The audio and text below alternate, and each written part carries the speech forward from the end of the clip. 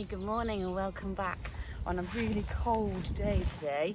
I think it's only just above zero. I'm going to start off today by showing you what we found on our wildlife camera that I put up by our bird feeder to catch some of the different birds that might visit. So I'm going to show you some of those now.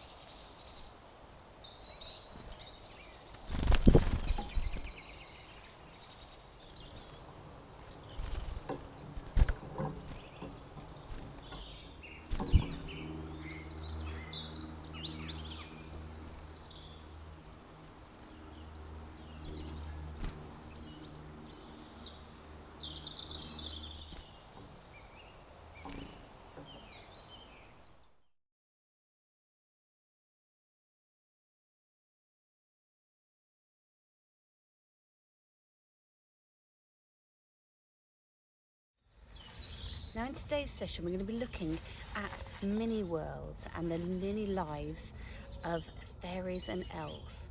In our village we're doing a little elf hunt and fairy hunt, and so we're setting up fairy doors all around the village for the children and adults to go around and spot. So I thought we'd base our session today on making something like that. Now I've already made one for down the bottom of our drive, and so I'll show you that now.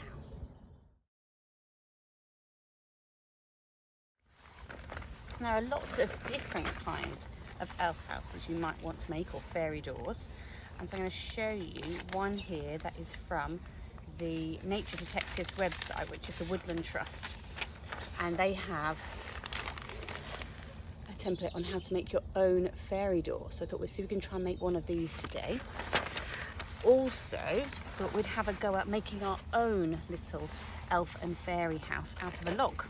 So this is a log that I've got, and I've just taken off the top part here to see if I can build a roof. So I found two bits of plank that I've got, and I was going to put those, tap them on the top to see if I can make a fairy house and then add a door and windows down here.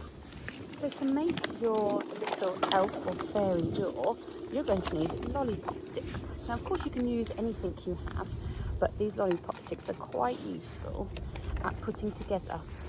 You'll need some glue and paint that I've mixed together. So I've got a pot here, and what I've done is I've put together glue in here and mixed it with paint. So it's quite gloopy, okay, but it will help keep your fairy door waterproof. Okay. So on here you need about 9 lollipop sticks. 1, 2, 3, 4, 5, 6, 7 I'm going to use for the actual door, the base of the door. And I'm going to use 1 to go diagonally across it. And then I'm going to snap 1 in half to put at the base of it. And I'll show you what that looks like now. So here we are, here's our door. So I've got 7 going across, 1 diagonally, and then 1 that I've snapped in half at the top and the bottom to help keep it stable. Now the messy part, we've got to add the glue and paint onto it and then stick it all together. I'll show you that. Okay, it's all painted now, and I've placed it diagonally across and made sure I put paint underneath this diagonal one and the bottom ones. And so it's all stuck on now. And I'm going to choose, I've got a box here of different buttons that I thought I would choose a little doorknob to get in through. Oh, I've got one here, that's a little flower. That's sweet. So I'm going to pop my little flower here and push it down so it sticks on. And you could want to decorate it with other things that you may have. Choose some of these bits here. Make it look like a hinge. Oh, look who's come to say hi. Oh, don't jump on my door. Oh. Here we go, and here is one I made earlier. So I'm going to find a home, now it's all dried and it's dried nice and solid, find a home for it to go to up here in our little forest school area.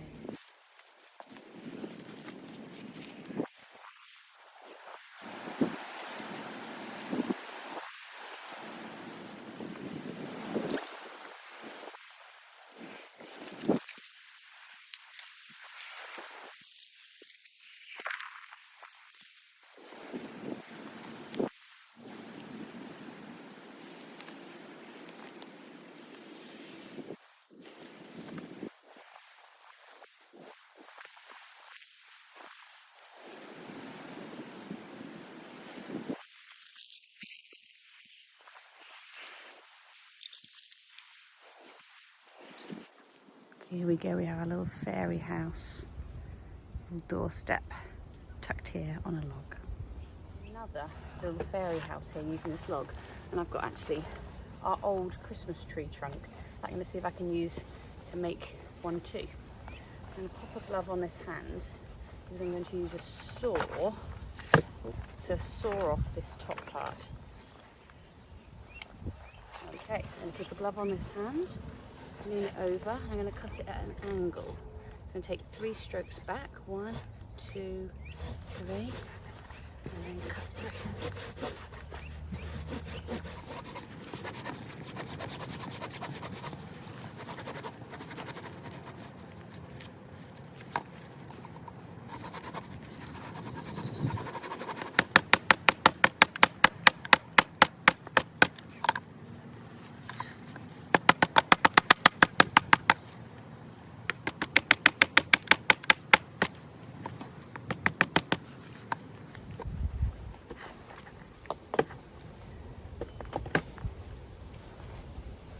Okay, so now I've made my shape, I'm going to pop a little roof on. So these were little pieces I had that were kicking around. So I'm going to use those to make a roof that way.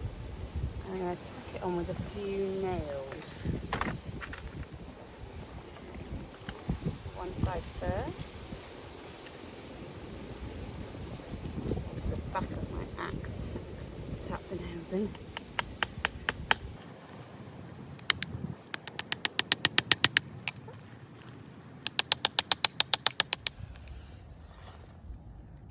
So I've finished my little house, painting on a door and a window, and I've placed it next to our other little fairy house. And then just along, I've snuck in the little fairy door here. Okay, I'm going to finish off now by reading some stories from this collection called Brambly Hedge. And they're by Jill Barklem. And they're a collection of stories all about a little family of friends of mice. And they have all these amazing adventures. And this one's called Winter Stories. It was the middle of the winter. The sun had just set and it was very, very cold. An icy wind was blowing from the east and the wind promised snow.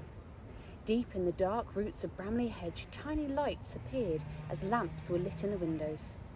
More little lights could be seen leaving the store stump, moving hastily along the hedgerow and disappearing into holes hidden in the twisty roots. The mice had smelled the snow in the air and were all hurrying home to a nice hot supper by the fire. Mr. Apple, warden of the store stump, was the last to leave for home. By the time he reached Crabapple Cottage, the first flakes were beginning to fall. "Is that you, dear?" called Mrs. Apple, as he let himself in through the front door. Delicious smells wafted down from the kitchen. Mrs. Apple had spent the afternoon baking pies, cakes and puddings for the cold days to come. She drew 2 armchairs up to the fire and brought in their supper on trays. There was lots of noise coming from the hornbeam tree next door. The Toadflax children had never seen snow before. "It's snowing! It really is snowing!" squeaked the 2 boys, Wilfred and Teasel. They chased their sister Clover and Catkin around the kitchen with pawfuls of snow scooped from the windowsills. "Supper time!" called Mrs. Toadflax firmly, ladling hot chestnut soup into 4 small bowls. After supper, the children were sent off to bed, but they were far too excited to sleep. As soon as the grown-ups were safely occupied downstairs, they climbed out of their bunk beds to watch the snowflakes falling past the window. "Tobogganing tomorrow," said Wilfred. "Snow pancakes for tea," said Clover. "We'll make a snow mouse," said Catkin. "And I'll knock it down," said Teasel, pushing the girls off the chair. Next morning, the mice along the hedgerow woke to find their windows half blocked by snow. Mrs. Appletree had to stand on tiptoes on the kitchen table to see out. And what a sight met her eyes. The fields were covered with thick white blanket of snow, and all the paths and plants had disappeared beneath it. While the Toadflax family went down for breakfast, they found the kitchen dark and still. Mrs. Toadflax put fresh wood on the fire and set Clover to work with a toasting fork. Soon they were all sitting round the table, eating hot buttered toast, drinking blackberry leaf tea, and making plans for the day ahead. The snow was thicker than the mice had expected, when all the downstairs windows along the hedgerow were covered with snow, and many of the upper ones too were hidden in deep drifts. The mice leaned out of their bedroom windows to wave and call to their friends. "Enough for a snowball, wouldn't you say?" called Mr. Toadflax to Mrs. Apple. "A snowball?" echoed the little mice gleefully.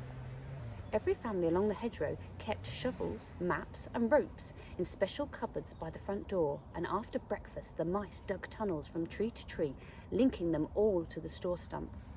Teasel and Wilfred were sent down to help. They soon found that it was much more fun to throw snow at each other, and so they were sent home again. Lord Woodmouse dug his way through to old Mrs. Bright and helped her light a fire. "I haven't seen snow like this since I was young," she sighed. "The last snowball was held in the year Mr. Eyebright and I were married. I'm the only one left who can remember it now." When the tunnels were finished, all the mice gathered noisily in the straw stump hall. Mrs. Apple took some seed cake from the cupboard and prepared a jug of acorn coffee. The mice helped themselves and gathered around Mr. Apple, who held up a silent paw. "Lord Woodmouse and I have agreed," he said when there was quiet, "that we should follow in the tradition of our forefathers," and he cleared his throat nervously, straightening his whiskers and reciting, "When the snows are lying deep, when the field has gone to sleep, when the blackthorn turns white and the frosty stars bejewel the night, when summer steams are turned to ice, a snowball warms the heart of mice. Friends, I declare that a snowball will take place at dusk tonight in the ice hall." "Where's that?" whispered Clover, as the mice clapped and cheered. "Wait and see," replied Mrs. Apple. "You come home with me and help prepare for the feast." There was a deep drift of snow banked against the store stump, and the elder mice, after discussions, declared it to be just right for the ice hall. Mr. Apple dug the first tunnel to check that the snow was firm.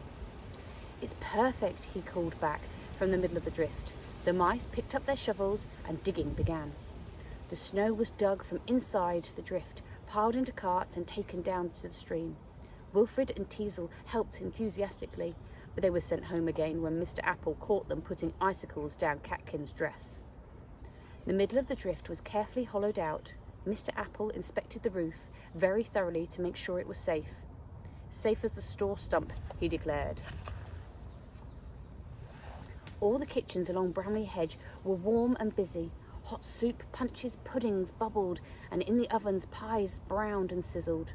Clover and Catkin helped Mrs. Apple string crab apples to roast over the fire, and the boys had to sit and watch because they ate too many.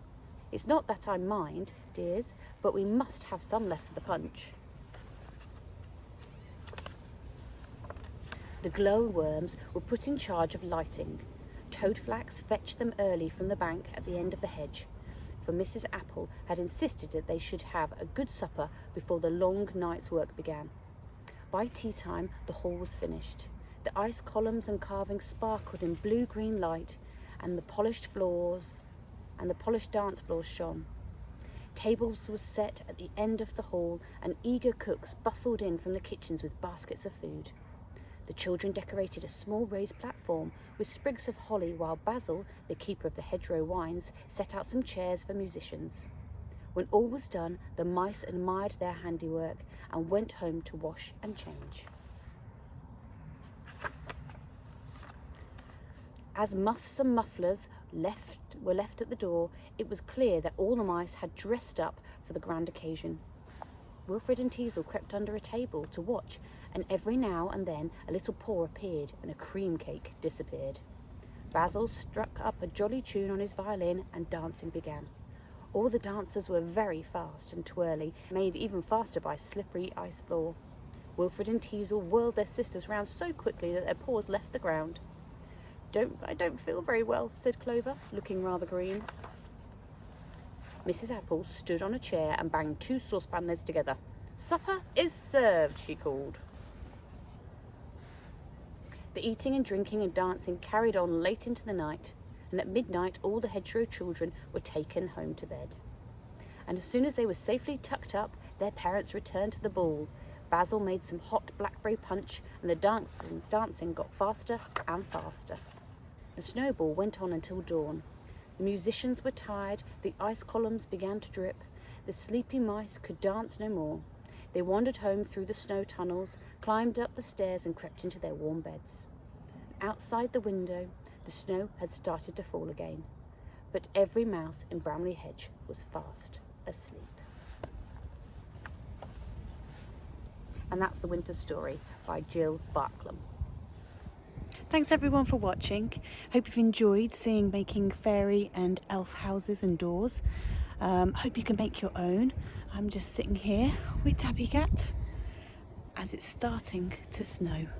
I think I need to go inside now. Bye.